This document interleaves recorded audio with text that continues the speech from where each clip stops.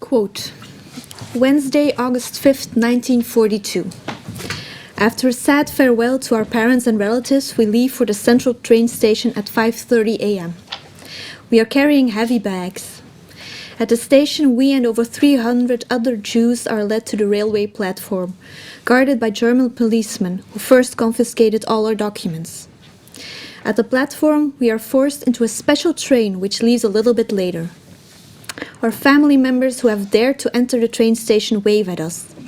Despite the early hour, fellow Jews have climbed onto the rooftops of the buildings alongside the railway tracks. They wave too. The destination of our train is unknown to us, but the spirit amongst the men in the train is positive. The train passes Mechelen, then Ghent. We stop in Kortrijk for an hour. In every train station we pass through, we throw postcards out of the windows. The cards are being picked up by bystanders. End of quote. This is the first entry from the journal of Moses or Maurice Sand.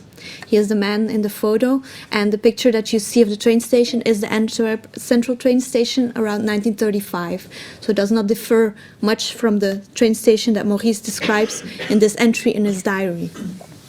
It is a clandestine diary that Maurice kept during his forced labor for Organisation Todt in the north of France. In what context did he perform this forced labor? As mentioned by Annelies, between June 13 and September 12, 1942, over 2,250 men, Jewish men, are claimed for forced labor by the German construction company Organisation Todt. They are taken from mainly Antwerp. We think 6 trains left from the Antwerp train station, such as the train in which Maurice was deported, but also 1 train from Brussels, 1 train from Liège, and 1 train from Charleroi. You can see here the routes that the 9 trains took. One of them went to Les Mazures in the French Ardennes, where the 288 men on this specific train were put to work to fabricate charcoal. The other 8 trains were sent to the coast to build parts of the Atlantic Wall. They built bunkers, they built roads, they built fortifications. But the camps in which they were housed, about a dozen different camps, the circumstances there were horrendous. These men were subject to very bad working conditions. They were treated by the guards like animals. One of the bystanders of a village near one of the camps states that the Jews there were treated even worse than animals. So you can see, together with the malnutrition and the horrific living conditions, the situation in these camps does ring a bell when thinking of Auschwitz and other camps. It is a prelude of these camps, as also described in the work of the researcher Rudy Rigaud. These men are taken to the north of France and are kept there under horrific circumstances, but they can't stay in contact with their families back home. Correspondence is possible. We see here a photo of, on the left, the Jewish prisoner, Vital Bertrand Lieberman, and on the right, Lieutenant Deuring, who led the Les Mazures camp in the French Ardennes. This is a postcard he was able to send home from the camps. We have other examples. We have letters, we have postcards, we have at least 2 other journals apart from that of Moses Sand, where this communication is mentioned. Why this is important, I shall elaborate on this a little bit later. So the men were taken by train to the camps and were held there until different points later on in 1942. We have done some research on the men from this group of 2,250 who were from Antwerp. We took this specific group because it was the largest group and because we wanted to see if the survival chances of the families of these men that were taken were higher, lower, or equal to the other Jews in Antwerp. In other words, did this forced labor have an impact on the fate of the Jewish community in Antwerp? And as you can see from our research results, it definitely did. The standard number for deportation from Belgium is that 45% of the Jewish community of Belgium was deported.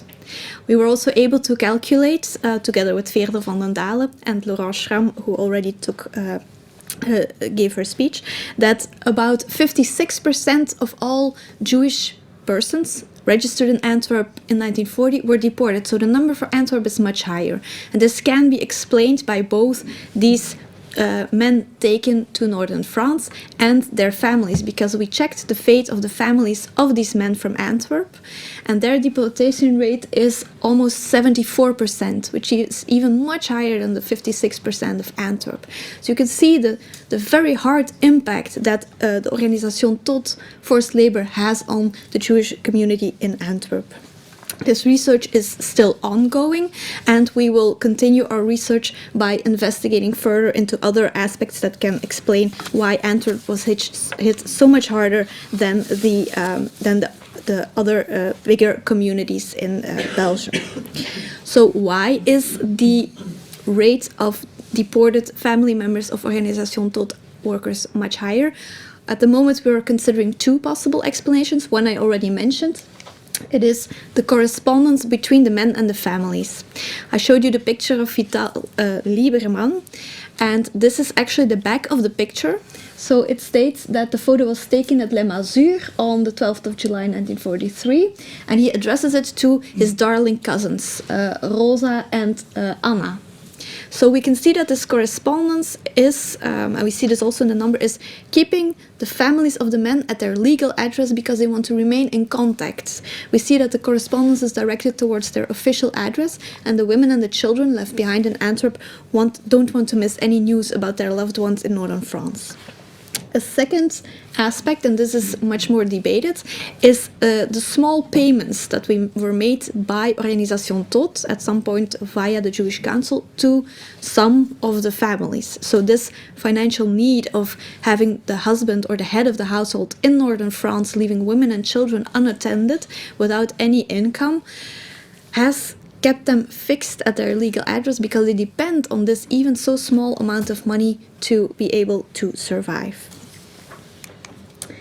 Here you can see maybe a picture that most of you know. On the right is the inner courtyard of the Dossin barracks in 1942. On the left is the station in Dixmuiden.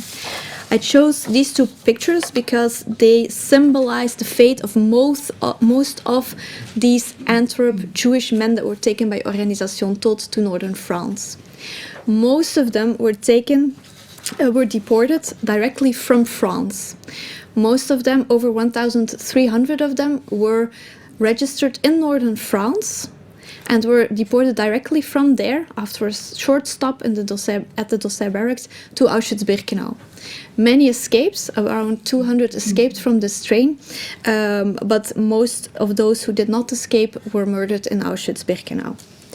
So most of them had a stop near the Dossin barracks or passed through the Dossin barracks. There are two other groups. The men at Les Mazures that were married to to non-Jewish women or who held Belgian nationality were deported via Drancy in France. Only one of this group survived, and it was Vital Bertrand Lieberman, who we saw on the photos. And then there is this group, and this group needs not much further research because it has been thoroughly researched.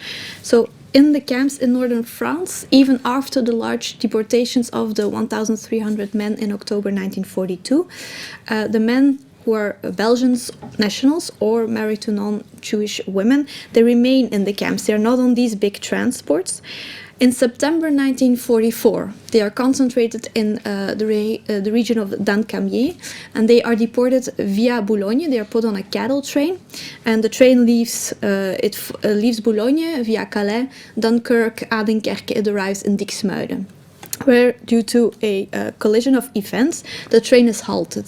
The train cannot continue. The locomotive, the engine in the front, is claimed for another transport, which is of much more military importance. And the railroad tracks near Dixmuiden have been attacked by the resistance, by the Armée Secrète. So the train can't continue. When the guards unload the last 300 men from the train, which are partly these Jewish men from Organisation Todt, the inhabitants of Dixmuide, they see these men being marched off by their guards, and they signal the men, and more men from this group are pulled into shops, into cafes, into restaurants, and that is how most of the men disappear from the group. When the guards discover this, they decide to just leave the prisoners and they flee. And most of these 300 prisoners will thus survive. Just to end with an example of how heroism can have an impact on the fate of the deportees. Thank you.